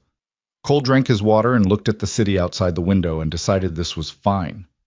The formal sentencing for Xander, whose actual name turned out to be Pavel Oreshkin, a former intelligence contractor who'd transitioned into private criminal operations some years before, came down 11 months after the night at Delmar County Airstrip.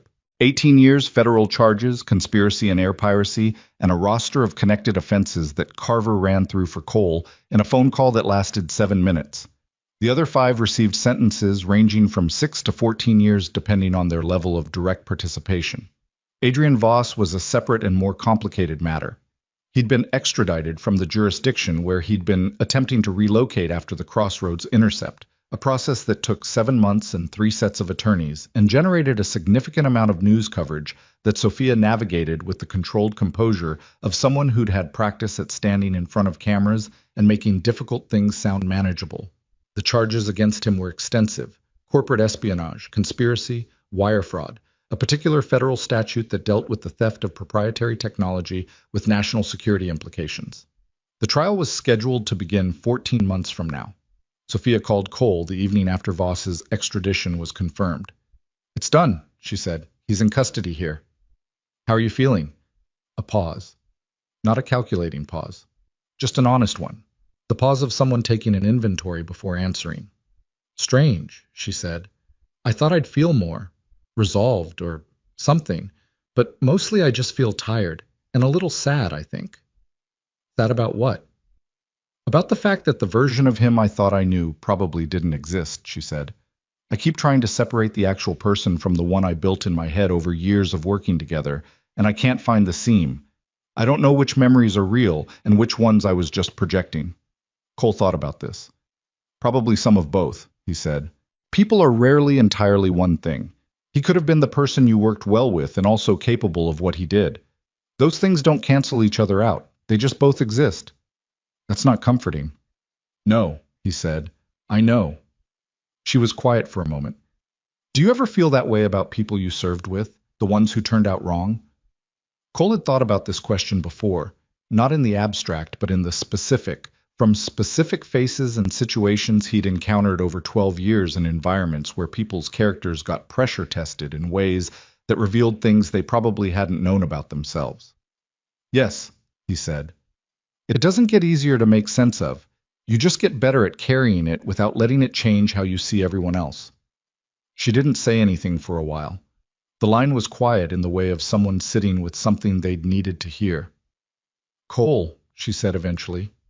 "Yeah. I think I'd like to take Emma to a baseball game sometime, if she's interested, and if that would be okay." He recognized the careful phrasing. She was asking a multi-layered question and dressing it in the simplest version of itself, which was considerate, and he appreciated it. "She's never been to a game," he said. "She'd probably spend the whole time asking questions about the physics of the pitching." "That sounds like a wonderful afternoon to me." "Yeah," Cole said. "It does to me too." The Reynolds Future Foundation was announced publicly 14 months after the night at Delmar County Airstrip. Sophia had been building it in parallel with everything else. The company restructuring, the trial preparations, the Helios re-architecture, in the way she'd apparently always built things, which was simultaneously and with more going on under the surface than was visible from outside. The foundation's focus was specific and unflashy. Support programs for veterans transitioning out of military service, resources for single-parent families facing economic instability, and educational access programs targeting children from underserved communities with particular aptitude in science and engineering. It was funded primarily by Sophia, with additional investment from a group of institutional partners she'd assembled over the preceding months, and it had a board that included 2 veterans advocacy representatives, a child development specialist, and a woman who ran a network of community schools in 4 states, and had opinions she was not shy about sharing.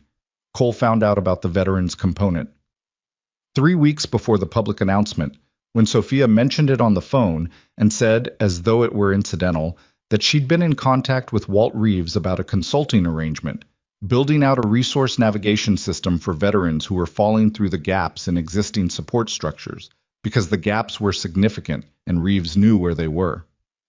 Cole was quiet for a moment. "You called Reeves." "He was surprisingly easy to talk to," Sophia said. "He told me you were the best he'd ever worked with. He also told me you'd probably be annoyed that he said that." "He was right." "He said that too." Cole shook his head slowly. Outside the window of his apartment, a slightly larger one than he'd had before, with a second bedroom that had a window Emma liked because you could see a stretch of trees from it, The evening was doing its thing, the light going sideways and orange across the rooftops. "You didn't have to do the veterans piece because of me," he said. "I didn't do it because of you," Sophia said. "I did it because when I started actually looking at the numbers, the situation was unacceptable, and I had the resources to do something about it. You didn't create that problem. You just made it impossible for me to keep not seeing it." A pause. "There's a difference." "Is there?" "Yes," she said firmly. "One is you saving me on an airplane and me feeling obligated. The other is me being an adult who looked at something real and decided to act on it. The first one would be charity. The second one is just what you do when you're paying attention." Cole thought about this. It was a meaningful distinction, and she'd made it clearly, and he didn't have a good argument against it. "Okay," he said. "Thank you for not arguing." "I reserve the right to argue later." "Noted," she said, and he could hear her smiling. The opening of the foundation was held on a Saturday in October, at a community center that Novatech had renovated in partnership with the local city council. It wasn't a gala in the conventional sense. No assigned seating or rigid program, more like the controlled version of a neighborhood gathering, with tables of food and clusters of people in conversation and children running in directions that nobody was fully tracking. Reeves was there, which surprised Cole, standing near the back with a cup of coffee and the expression of a man who'd come to observe rather than participate. Cole walked over. "You look uncomfortable," Cole said. "I am uncomfortable," Reeves said. "I don't like events." "Then why are you here?" Reeves looked at him. "Because you're here," he said, as though this were obvious. "And because I like knowing how things turn out." He drank his coffee. "She's something," he added, with a tilt of his head toward where Sophia was standing across the room, talking to a group of 3 veterans who were part of the first cohort of the Foundation's transition program. "Yeah," Cole said. "She is." "You doing okay?" Reeves asked. He asked it the way he'd always asked it. Not as small talk, but as a real question, the kind where the answer mattered. Cole looked at the room. He looked at Reeves. "Better than okay," he said, "which I don't think I expected." Reeves nodded slowly, with the satisfaction of a man who'd been keeping a quiet eye on a situation and found it had resolved in the right direction. He didn't say anything else about it. He didn't need to. Emma appeared at Cole's side approximately 30 seconds later, holding a plate and looking focused. "Dad, they have the little cheese things." "I see that." "I had 3. "Was it 3 or 4? Emma reconsidered. "Possibly 4, but I think 3 is a defensible number." She looked at Reeves with the direct assessment she gave all strangers. "Are you the one who helped my dad?" Reeves looked at her. Something shifted in his expression. Not sentimentality exactly, but something adjacent to it, the look of a man encountering something that reminded him why the things he'd spent his life doing had mattered. "I made some calls," he said. "Your dad did the work." "He does that," Emma said, accepting this as accurate. She looked back at her plate. "The cheese things have something on them, like a green herb. Do you know what that is?" "Probably chive," Reeves said. Emma considered the small round item on her plate. "It's good," she decided, and ate it. Cole watched her wander back toward the food table and felt something he couldn't name exactly. Not happiness, in the simple sense, not relief, but the particular feeling of a life that had found its shape after a period of being shapeless. He'd spent 4 years building a quiet existence specifically designed to be nothing like his previous one, and what he'd learned, slowly and with some resistance, was that the things he'd been trying to leave behind weren't the dangerous parts of himself, but the useful ones. The parts that saw problems and moved toward them, that couldn't live within action when action was possible. You didn't leave those parts behind. You found them a place to live inside the life you were trying to build.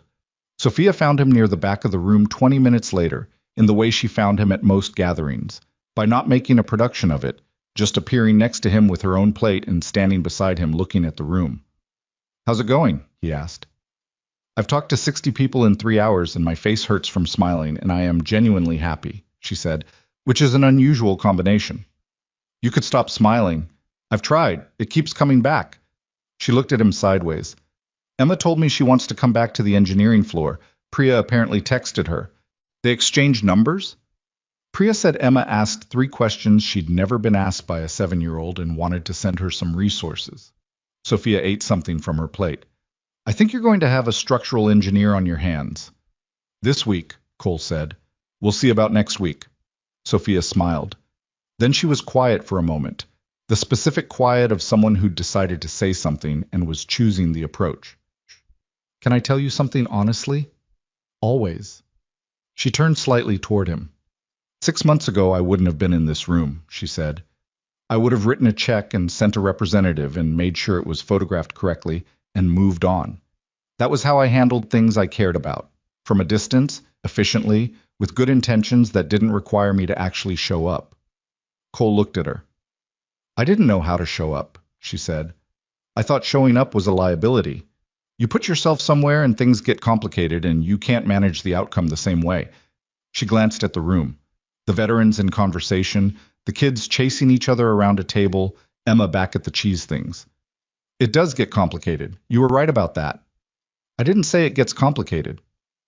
You implied it. I think I implied it was worth it. Same thing, she said.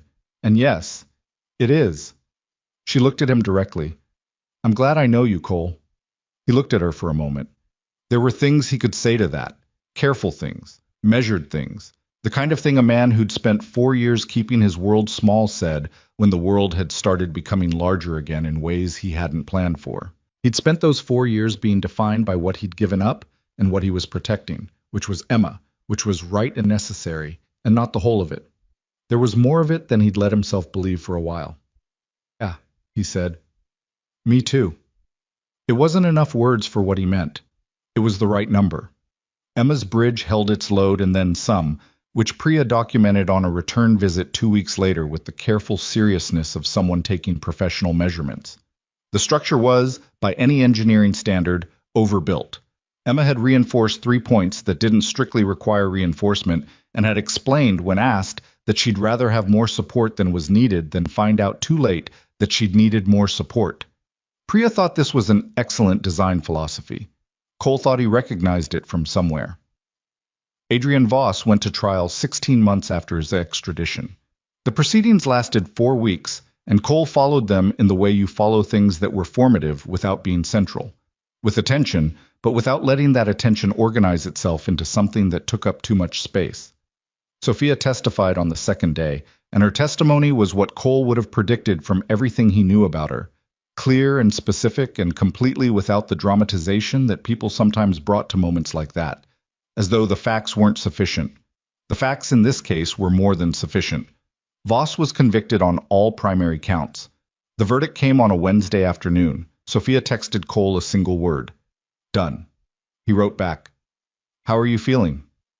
This time the answer came quickly, like someone who can stop looking over her shoulder. Like someone who wants to have dinner with you and Emma this weekend if you're free. Like someone who's figured out that done doesn't mean over, it just means the part that was about surviving is finished, and the part that's about everything else can start. Cole read this on his lunch break, sitting in the break room at the terminal with his coffee thermos. The old one, paint worn down to the bare metal, seal that leaked if you didn't tighten it just right. He'd bought a new one twice. He'd given both away. He typed back, Saturday works. Emma's been asking about the lasagna place near the park. Perfect, Sophia wrote. I'll make a reservation. You don't need a reservation there, you just show up. A pause. I'm still learning that. I know, he wrote. You're doing fine. He set the phone down and drank his coffee and looked out the window at the tarmac, where a mid-sized business jet was turning into the maintenance bay at the end of the day's last cycle, moving slowly under the guidance of a lineman with orange wands. The whole operation unremarkable and essential and perfectly itself. Cole would do the walk-around in 20 minutes. He would go through the checklist correctly. He would check every item at the pace it deserved to be checked, not because someone was watching and not because anything dramatic hung on the outcome of this particular inspection, but because people were going to get on that aircraft, and that was the thing underneath. And the thing underneath was still the thing that mattered.